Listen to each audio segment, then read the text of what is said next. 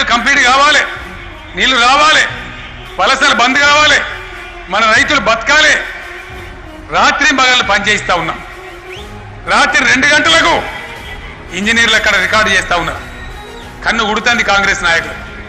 ఒక్క కాళేశ్వరం ప్రాజెక్టు మీద 196 కేసులు వేసినారు దుర్మార్గులు. 196 అన్ని కూడా కొట్లాడినాం, అయిపోయింది.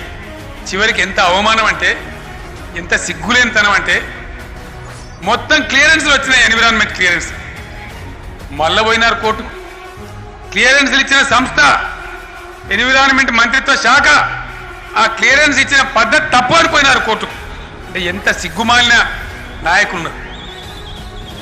పనిచేసే అధికారుల స్థైర్యం దెబ్బతినే విధంగా, పనిచేసే కష్టపడే వాళ్ళ ఆత్మవిశ్వాసం దెబ్బతినే విధంగా పొద్దున లేస్తే సొల్లు పురాణం, పనికి మాలిన పసలేని ఆరోపణలు. మీ అందరికి నేను ఒకటే మాట చెప్తా ఉన్నా, కడుపు నోరు కట్టుకొని అవినీతి రహితంగా పనిచేస్తా ఉన్నాం.